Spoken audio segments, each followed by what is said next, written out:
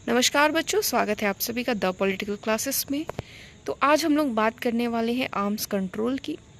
Arms control में कौन कौन सी ट्रीटीज़ हैं, क्या चीज़ें हैं। जैसे कि हमने अभी बात की कि किस तरीके एक आर्म रेस चल रही थी, ठीक है। उसी तरीके से आर्म्स कंट्रोल किस लिए ज़रूरी है। तो कोई भी अंतर्राष्ट्रीय समझौता जो हथियारों या सशक्त बलों के प्रकार और संख्या को सीमित करता है, यानी रोक देगा। बहुत सारे जो आर्म्स है, जैसे मैंने कहा कि आर्म रेस बहुत बढ़ गई थी, ठीक है।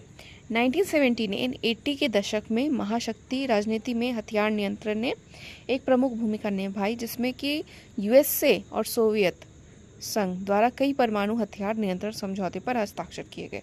क्यों किए गए? क्योंकि बिकॉज ऑफ आर्म रेस। क्योंकि यूएसए एंड यूएसएसआर एक बहुत लंबे टाइम पीरियड तक इतने मिसाइल्स बनाने लगे, इतने ज़्यादा मिसाइल्स बनाने लगे कि एक होड़ लग गई थी। और उसकी वजह से काफ़ी ज़्यादा क्या हो रहा था कि एक तरीके से आप देखोगे तो क्षति हो रही थी, एक डर की भावना थी पूरे वर्ल्ड में, पूरे विश्व में। तो उसको रोकने के लिए, ठीक है, ये these were the anti ballistic missile treaty जो कि 1972 में हुई। The first strategic arms limited treaty 1972 में हुई। Second strategic arms limited treaty 1972 में। The intermediate range nuclear forces treaty 1987 में। The first strategic arms reduction treaty, जिसको स्टार्ट भी कहा जाता है, एंड द 1991 में हुई। And the second strategic arm reduction treaty 1993 में हुई, ठीक है।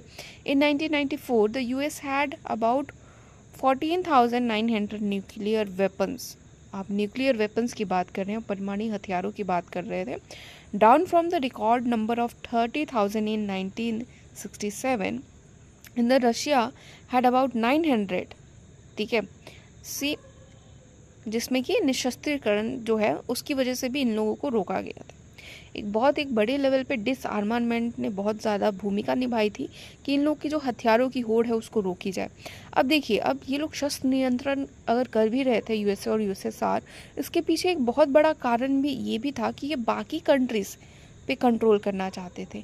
क्योंकि जब इन्होंने कहा कि कई सारी कंट्रीज़ डेवलप हो रही हैं, जैसे आप इंडिया हो गया, या आप अफ्रीका के कई देश जो हो गए वो हो रहे थे, या बहुत सारे सुपर पावर्स जो धीरे धीरे यूएसए और यूएसएसआर को चुनौती दे रहे थे, तो उनको रोकने के लिए भी इन्होंने आर्म्स कंट्रोल या डिसआर्मामेंट का जो एक नया टर्म है वो उन्होंने इंटरनेशनल पॉलिटिक्स में लाने की कोशिश की, ताकि हम काफ़ी सारी चीज़ों को रोक सकें, ठीक है बच्चे।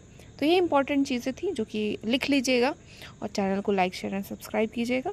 और कोई भी इंपॉर्टेंट और कोई टॉपिक हो जिस पे आप चाहते हो तो प्लीज़ कमेंट कीजिए। Thank you so much and all the best.